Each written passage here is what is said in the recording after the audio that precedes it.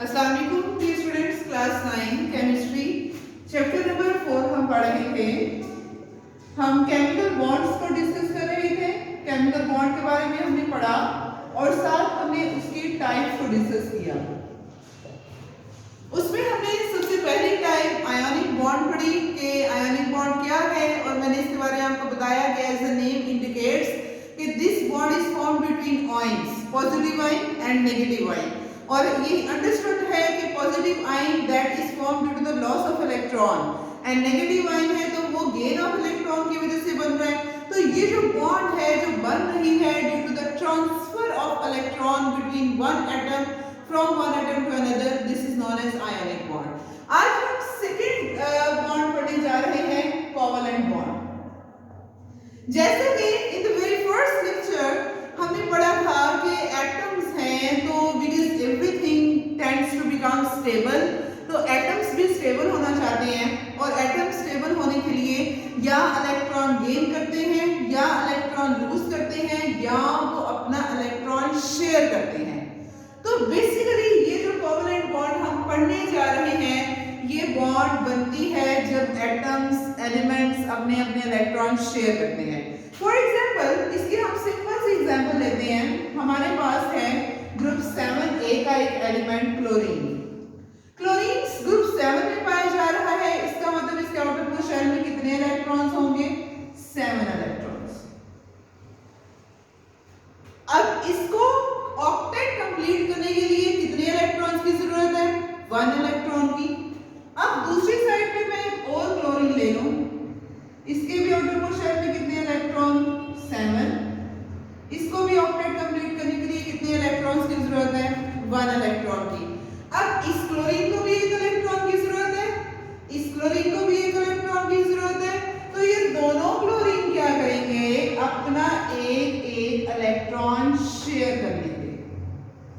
तो ये अब इसने भी एक शेयर किया इलेक्ट्रॉन, इसने भी एक इलेक्ट्रॉन शेयर किया है। तो this type of bond that is formed due to mutual sharing of electrons, कि इलेक्ट्रॉन्स की म्यूचुअल शेयरिंग की वजह से जो बॉन्ड बनी है, this is known as covalent bond. Mutual share किया उन्होंने, दोनों ने शेयर किया है। अगर इसने एक इलेक्ट्रॉन शेयर किया तो वो भी एक इलेक्ट्रॉन शेयर करेगा, अगर ये 2 इलेक्ट्रॉन शेयर करेगा तो वो भी 2 electrons. In case of oxygen जैसे कि दोनों 2 इलेक्ट्रॉन शेयर कर रहे हैं, नाइट्रोजन के केस में वो 3 कर रहे हैं, तो म्यूचुअली वो शेयर करेंगे, दोनों शेयर करेंगे इलेक्ट्रॉन्स। तो this type of bond is known as covalent bond. तो ये जो हमारे पास इलेक्ट्रॉन पेयर है, ये जो इलेक्ट्रॉन पेयर है, अब ये भी तो इलेक्ट्रॉन्स है, लेकिन ये जो इलेक्ट्रॉन पेयर है जो बॉन्डिंग में हिस्सा ले रहा है, जो बॉन्डिंग में इन्वॉल्व है, इस इलेक्ट्रॉन पेयर को हम कहते हैं बॉन्ड पेयर। कि the pair of electron, the electron pair that is involved in chemical bonding is known as bond pair of electron. Clear? अच्छा, कोवलेंट बॉन्ड में अब जब भी एटम्स हैं, जब 2 एटम्स हैं, ये इन्होंने जब करीब आना है एक दूसरे के, तो there are number of energy changings between them. क्या होता है कि जब एटम एक दूसरे के करीब आते हैं, इस एटम का न्यूक्लियस इस एटम के आउटरमोस्ट शेल के इलेक्ट्रॉन्स को अपनी तरफ खींचता है। जब अट्रैक्शन होती है, जब वो और करीब आ जाते हैं, तो फिर क्या होता है कि अट्रैक्शन तो हो रही है, इसके भी इलेक्ट्रॉन्स हैं, इसके भी इलेक्ट्रॉन्स हैं, वो भी एक दूसरे को रिपेल करेंगे, अट्रैक्शन भी होगी, रिपल्शन भी होगी। लेकिन जब force of attraction force of repulsion से ज्यादा हो जाती है, तब हम कहते हैं 2 एटम्स मिल जाते हैं और एक केमिकल बॉन्ड बन जाती है। अब जैसे हम कहते हैं हमारे पास कोवलेंट बॉन्ड की टाइप्स हैं, single covalent bond,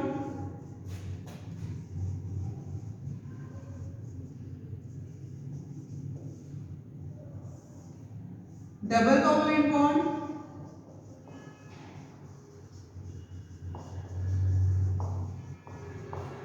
and triple covalent bond.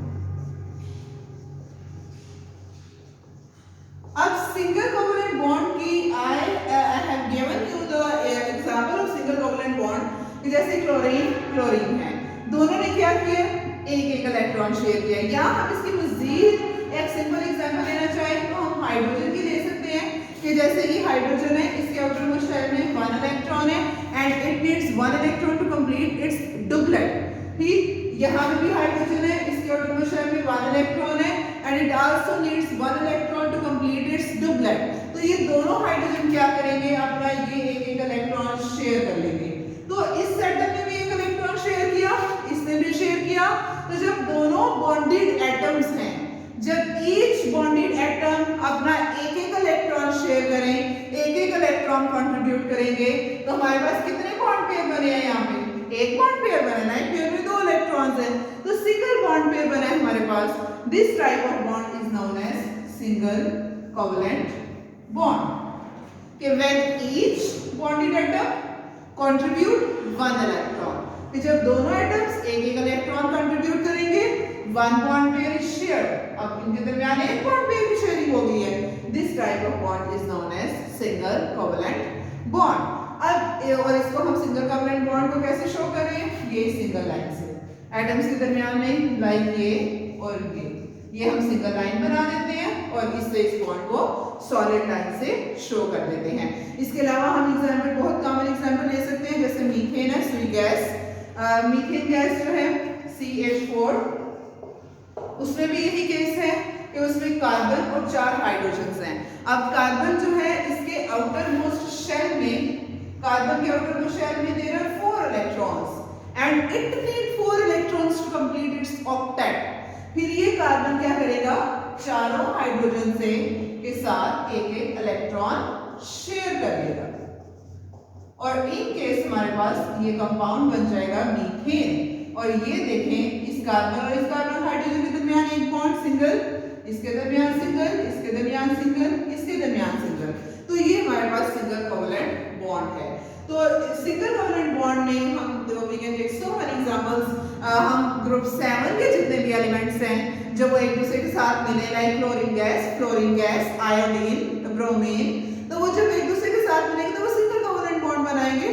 ठीक है, तो ग्रुप 13 से ग्रुप 30 लाइक 3A से लेके ग्रुप 70 के जो एलिमेंट्स हैं, जब वो एक दूसरे के साथ मिलते हैं तो then they form covalent bond, फिर वो शेयरिंग कर लेते हैं। जैसे कार्बन कार्बन के साथ शेयरिंग कर सकता है, नाइट्रोजन है, एक नाइट्रोजन के आउटरमोस्ट शेल में 5 इलेक्ट्रॉन्स होते हैं, दूसरे के भी 5, तो उन दोनों को कंप्लीट करने के लिए कितने इलेक्ट्रॉन्स की जरूरत है, 3 इलेक्ट्रॉन्स की, तो वो ट्रिपल कोवलेंट बॉन्ड बनाएंगे। तो इस तरह से we can take number of examples to understand the type of chemical bond. Next हम देखते हैं double covalent bond. For example हमारे पास we have here oxygen gas जो कि 21% पाई जा रही है एटमॉस्फेयर में। ठीक है, ऑक्सीजन गैस है। अब ऑक्सीजन है, ऑक्सीजन ग्रुप 16 में पाया जाता है, मींस ग्रुप 6A में पाया जाता है। इसके आउटरमोस्ट शेल में 6 इलेक्ट्रॉन्स। जैसे मैंने आपको कल भी बताया था कि कोई भी एलिमेंट है वो जिस ग्रुप में पाया जा रहा है उसके आउटरमोस्ट शेल में उतने ही इलेक्ट्रॉन्स होंगे। ग्रुप 1 के जितने भी एलिमेंट्स हैं सबके आउटरमोस्ट शेल में 1 इलेक्ट्रॉन होगा। ग्रुप 2 के जितने भी एलिमेंट्स हैं सबके आउटरमोस्ट शेल में 2 इलेक्ट्रॉन्स होंगे। तो ग्रुप 6 में ये पाया जा रहा है, तो इसका मतलब इसके आउटरमोस्ट शेल में 6 इलेक्ट्रॉन्स। यहाँ पर मैं एक और ऑक्सीजन ले लेती हूँ, उसके भी आउटरमोस्ट शेल में 6 इलेक्ट्रॉन्स। अब ऑक्टेट कंप्लीट करने के लिए इस ऑक्सीजन को भी 2 इलेक्ट्रॉन्स की जरूरत है और इस ऑक्सीजन को भी 2 इलेक्ट्रॉन्स की जरूरत है। सो ये क्या करेंगे, अपने ये 2 इलेक्ट्रॉन्स शेयर कर लेंगे। तो ये जो हमारे पास when each bonded atom contribute 2 electrons, जब दोनों एटम 2 इलेक्ट्रॉन कंट्रीब्यूट करेंगे, 2 bond pairs are shared and this type of bond is known as double covalent bond। कि जब दोनों 2 इलेक्ट्रॉन शेयर करेंगे और इस डबल कोवलेंट बॉन्ड को हम किससे शो कर रहे हैं, 2 लाइन से between atoms. 2 lines solid lines बना लें एटम्स के दरमियान, तो इस बॉन्ड को हम शो कर सकते हैं। जैसे कि हमने मीथेन की एग्जांपल ली, इसी तरह से हम इथीन गैस की एग्जांपल ले सकते हैं। इथीन गैस जिसको फ्रूट रैपनिंग के लिए भी यूज किया जाता है, तो उसकी भी हम एग्जांपल ले सकते हैं। उसमें यही होता है कि हमारे पास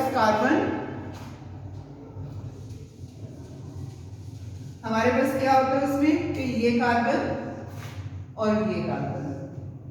ये कार्बन और कार्बन डबल बॉन्ड बना लेते हैं। इस कार्बन को भी ज़ाहिर है चार्ज चाहिए पूरे करने के लिए ऑक्टेट, इसको भी चार्ज चाहिए। तो ये कार्बन क्या करते हैं, दो दो बॉन्ड्स हाइड्रोजन के साथ और दो बॉन्ड्स एक दूसरे के साथ बना लेते हैं। तो इस तरह से इनका ऑक्टेट कंप्लीट हो जाता है। तो ये भी डबल कोवलेंट बॉन्ड की एग्जांपल है। उसके बाद triple covalent bond, triple mean try mean three.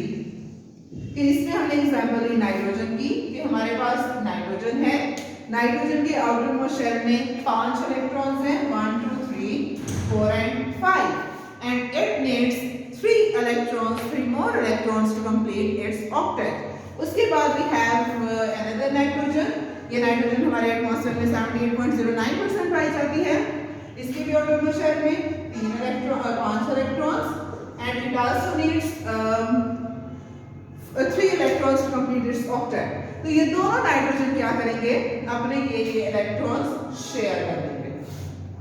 तो ये जब तीन इलेक्ट्रॉन शेयर किए, when each bonded atom contribute 3 electrons, जब एक बॉन्डेड एटम हर बॉन्डेड एटम 3 इलेक्ट्रॉन्स कंट्रीब्यूट करे तो 3 electrons 3 bond pairs are shared. 3 bond pairs है ना, 3 bond pairs are shared between them। So this type of bond is known as triple covalent bond।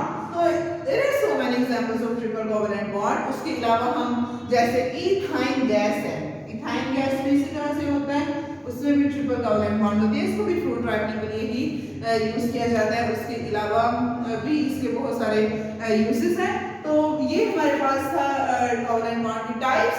और ये जो मैंने आपके सामने एक के इलेक्ट्रॉन्स को क्रॉस से शो कर दिया है, दूसरे के इलेक्ट्रॉन्स को डॉट से शो कर दिया है, तो बेसिकली हमने शो किया है, डिफरेंशिएट करने के लिए शो किया है कि ड्यूरिंग बॉन्डिंग हम कह रहे हैं कि ये इस एटम के इलेक्ट्रॉन्स हैं और ये इस एटम के इलेक्ट्रॉन्स हैं।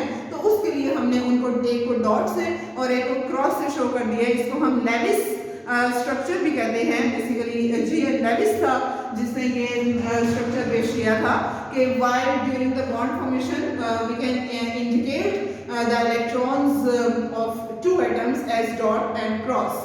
तो उस वजह से हमने एक को डॉट से और एक को क्रॉस से शो किया है। That was all about covalent bond। Hope so you understand well about this। To know more about the other types of chemical bond like coordinate covalent bond, please visit our channel। If you like it then subscribe our channel। Thank you so much। आज के लिए इतना ही। अस्सलाम वालेकुम, अल्लाह हाफिज।